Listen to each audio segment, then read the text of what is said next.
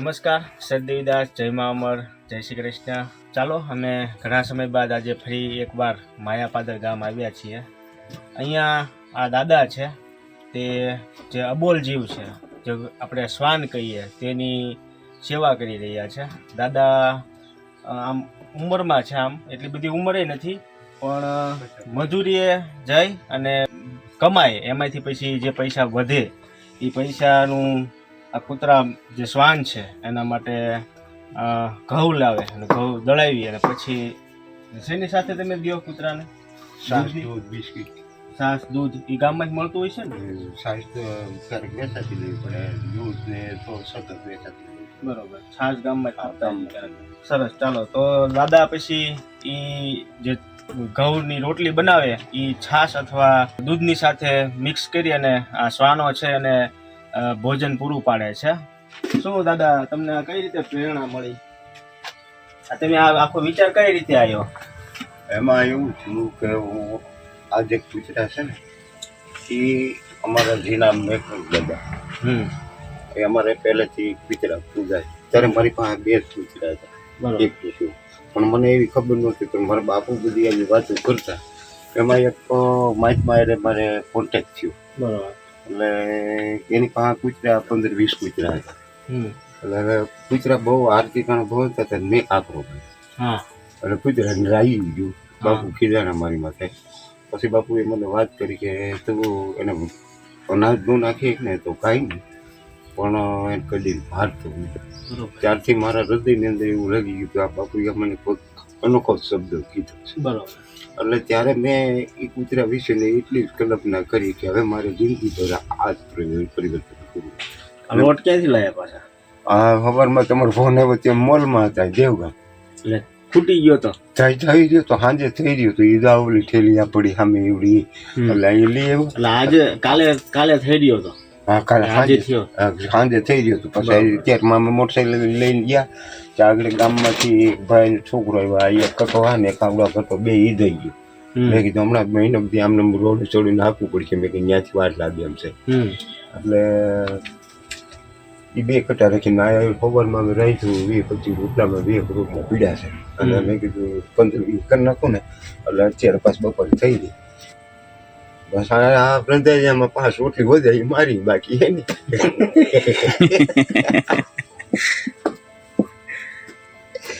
અને મારે લાડવા કરવા હતા, બીજ નથી, લાડવા ન છે.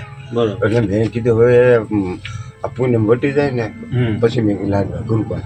ત્યાં બાબા થઈ ગયા એટલે પછી હું એમાં વટવાઈ ગયો. એવું થયું આયા જો 300 રૂપિયા ગયા, 400 રૂપિયા 2 ભાગ હાલ, અને બપોર લગીને 200 રૂપિયા મજૂરી દી. મજૂરીમાં પૈસા લોટ લાવી નાખવાનું, એવું કરવાનું. એ ખરેખર જયદીપભાઈ એમ જો ધર્મ સોબત આના આશરે બેઠો છું. મારી જિંદગી જીવના રોજ દુનિયામાં લેલો બદલી ગયું છે. જો સાંજે ગોઠવા પાછળવા આ બેનો દીધું નહીં, બાકી છે માતાજી આવે છે ધરતી. હા, એ તો છે જ ને, અહીંયા કાંઈ છે જ ને જોનામાં. સમજ્યો? આ બને ઓઢી લે, કુદરતને ભલામણ કરું, તારે તે દેવું છે દીજીને કે તારું તને મુબારક, મારે નથી તું કાંઈ આમ મને ખોટી પીડા નો મારા મગજમાં. મારું મગજ હવે પતી જવા માંડ્યો છે, નથી બોલવાનું બોલાઈ જાય છે, એવું થઈ જતું. દાદાની પાસે આમ રહેવા માટે છતય નથી. આપણે લોકો તો સરસ મજાની છત હોય અને આમ ઉપર પંખો ફરતો હોય, લાઇટ હોય, એમાં રહેવી છીએ. અને દાદાની પરિસ્થિતિ શું છે? 1.5 મહિનો ભાઈ વરસાદ ચાલુ ગયો, આખી રાત 1.5 મહિનો વરસાદ ચાલુ. અમે આવતા હતા, અમને ખબર છે ઊભું રહેવાની જ ઓલી ન હોય, એટલું અહીંયા કીચડ હોય. એમાં 27 કૂતરા અને હું અને 26 ગલુડિયા. 26 ગલુડિયા, 27 કૂતરા, 26 કૂતરા, 26 ગલુડિયા. અહીંયા બધે બિચારા લગભગ 25 તો ગલુડિયા મરી ગયા, 2 દીધા. રોગ ઓલો આવે ને, મેં દવાઓ હોતી એટલી જઈને માટે કરી, પણ હજી એકને કાપો પડી ગયેલો છે ને કાયમ પવનમાં થયું લગત. બરોબર. પછી એમને આ કૂતરા કઈ થયું હોય તો તમે દવાખાને લઈ જાઓ? નહીં, હું દવાખાને મારે મેડિકલ વાળો જેડી વાળો છે ને બહુ ફોલો કરે છે. શું નામ છે ભાઈ? હવે નામ તો મને યાદ નથી. એ આપે છે તમને દૂધ ને એવું? સરસ, ચાલો. આભાર ને એ ભાઈ નો ખૂબ ખૂબ આભાર. એમ એટલે આભાર એટલે આપણે હું તેને ભગવાન જો મને બિચારવું મને હાસી ચલાવી જાય. મને કે બાપુ જાને થી ક મૂઠીએ અમે આનીથી જીવાત પડી છે, જીવાત મટી જાય અને મને ઓરિજિનલી દવા આપે. એક ટીકડી દાબડું ને ત્યાં જીવાત બીવાત બધું વીવે. એક ખ ની દવા નથી જતી. હાલો ખ છે ને કૂતરાને આ સમય આવે ને પાછી થાય ત્યાં સુધી ન થાય. કોણ હું આ બાય ખાટલો ને એવું છે, કોઈ વસ્તુ નહીં હેઠે. હા મારો ખાટલો જ છે, જમીન એનો ખાટલો એમ. હા બરોબર છે. નહીં કોઈ વસ્તુ આયા. હું તમને એ જ કહેવાનું છું. વખત બે ના તેલના ડબ્બા ના બધું લઈ આવીને મેં કીધું મરતું મારા તમને તમારા તમને તમારું આમ કઈ વિચાર ના આવે કે હું શું જિંદગી જીવું છું એવું કઈ? મને આની એટલી જ બંદગી, એટલી જ જિંદગી મારી છે, બાકી બંદગી એટલી જિંદગી. બસ હું બારે કાંઈ એટલી વાહ ભાઈ વાહ. બીજું કાંઈ નહીં. આ એટલી મારી બંદગી, એટલી જ મારી જિંદગી છે. આવડી આવડી મોટી વાત બધી. હા સમજે? આ દોઢ ને બે બધી દાવી દેવાની. સમજે? આ સવારમાં વહેલો ઉઠીને બનાવી પણ લોટ થઈ ગયો પછી શું કરું? તો પછી કામે ક્યારે જાવ ને બનાવો ક્યારે? સવારમાં 4 વાગે ઉઠો. સવારમાં વહેલા 4 વાગે ઉઠે, પછી રાત્રે 11 વાગે શ્વાનો માટે રોટલી બનાવે અને પછી મજૂરીએ જાય અને પછી પાછા આવીને પાછા બનાવતા હોય છે ને સાંજ માટે. જો હું તમને આખું મારું લીધું. સવારમાં 4 વાગે 4:30 ઉઠું, 4:30. પછી શા બનાવું, કૂતરાનો ને મારો બેન. કૂતરાનો હવાનું શાક રોટલી કરું. પછી સાહી લેવા જાઉં ગામમાં, આને ખવડાવી સાહી લેવીને એમ. પછી બપોરે રંધાઈ ગયું હોય ને પાછો બપોરે કામે ગયો હોય ત્યાંથી પાછા ઘેરે ખવડાવીને પાછા કામે ગયા છે. સાંજે પાછા 7 વાગે અહીંયા 6:30 7 પાછા આવી. પાછું ગામમાંથી દૂધ ને સાહી ને એવું એ પાછું લઈ આવું. એ લઈ આવીને પછી દુકાને પાછું દૂધ ને બધું લઈ આવીને અહીંયા તૈયાર કરીને મૂકું. લોટ બાંધવું, આરતી થઈ જાય પછી રોટલા કરું શરૂ ત્યાં 9:30 પોણા 10 થઈ જાય. ખવડાવવું એટલે 10:30 11 વાગી જાય. એ ખાઈ લે તે પછી હું ખાઉં નિરાંતે. ત્યાં બધું અહીંયા બધું અમારું પૂરું કામ થઈ ગયું. ડેલી સર્વિસનો અમારો ક્રમ છે. આથી 35 વર્ષ હું એકવાર વાત કરું છું. સમજે? પણ એમને ક્યારેક કાંઈ ન હોય, ખિસ્સામાં પૈસા ન હોય અને આય ન હોય ત્યારે તમારી શું મારી પોઝિશન એવી થઈ હતી કે હું 2 વખત ગામમાં મારે થોડોક એવા ઓળખીતા છોકરાઓ છે મેં આની ઘોડે આજ કેમ લોટ થઈ ગયો પછી ગયો પ્લોટમાં. બરોબર. સમજે? કાલે મેં સુરત ફોન કરીને વાત કરીને મને કે બાપુ ત્યાંથી દાણા મોડું થાય મને કે તમે 3-4 દી કાપીને ગામમાંથી અઠવાડિયાનું કપમેન્ટ કરો પછી અમે થોડું તમને અહીંયા ટેકો આપીશું. એટલે એ આ કાલની જ વાત છે. અને આજે વાત કરું છું કે કાંઈ ન હોય તે પોઝિશન કેવી થાય. મારી પોઝિશન જો 400 રૂપિયા મજૂરી કામ, મારી પાસે કાંઈ નહોતું તે 300 રૂપિયાના ઘઉં, 185 નો આ કટો 5 કિલો. 2 કટા લઉં ને તો 2 દી લે 2.5 દી આવે. બરોબર. સમજે? પછી 2 દી દાડી ન મળે તો પછી હું હતો ને એની જગ્યાએ ખિસ્સામાં હો. તમારે રોજની કેટલા ઘઉં જોઈએ? મારે રોજના 5 કિલો લોટ. રોજનો 5 કિલો? 5.5 કિલો. કારણ કે 50-55 કૂતરા થાય. નિશાળ પાસે 8 કૂતરા છે, 4 ને 5 બધા કૂતરા અહીંયા જ રહે? અહીંયા જો અહીંયા શેરીમાં અહીંયા તમે જમવા નથી આપણે સાફ ત્યાં.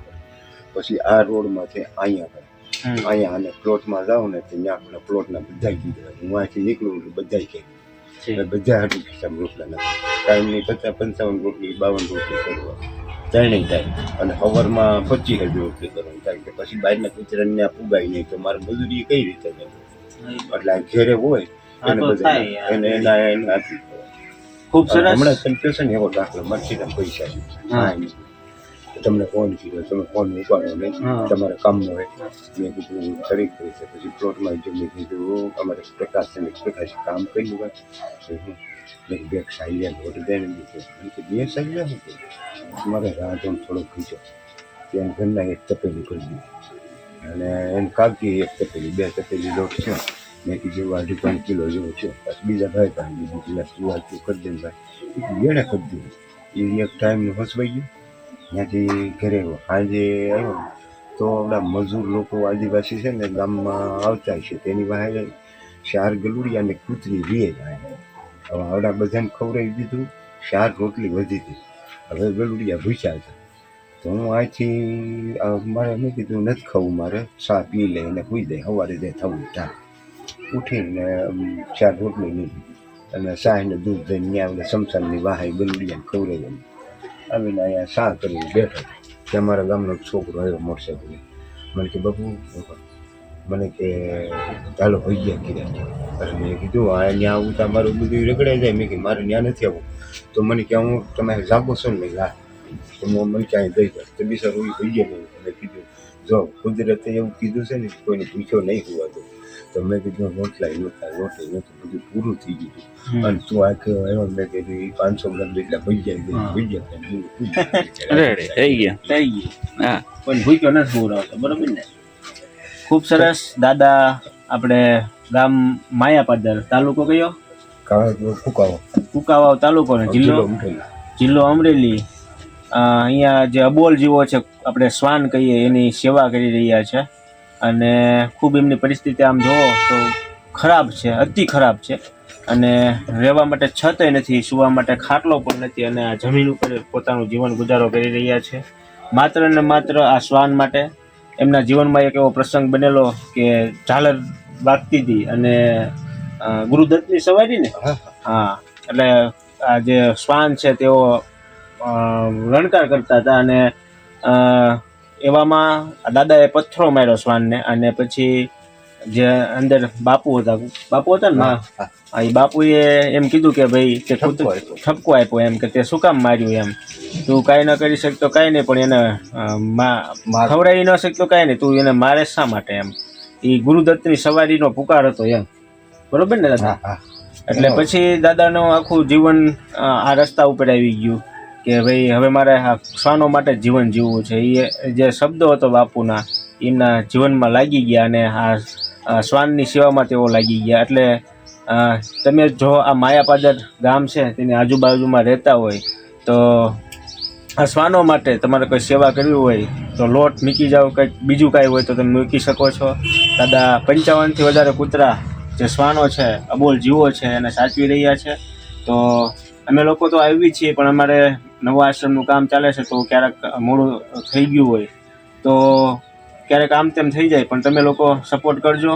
અમે પણ ધ્યાન રાખીએ છીએ અને આગળ પણ 2 વાર અમે લોકો અહીંયા આપી જ ગયેલા છીએ. પણ તમારે પણ જો સેવાનું ભાથું બાંધવું હોય તો તમે પણ આવી શકો છો. તો બધાને જાજા કરીને જય મા અમર, સદીદાસ, જય શ્રી કૃષ્ણ. આવજો બધા. સેવા માટે દાદાનો કોન્ટેક્ટ કરી શકો છો. જય મા અમર.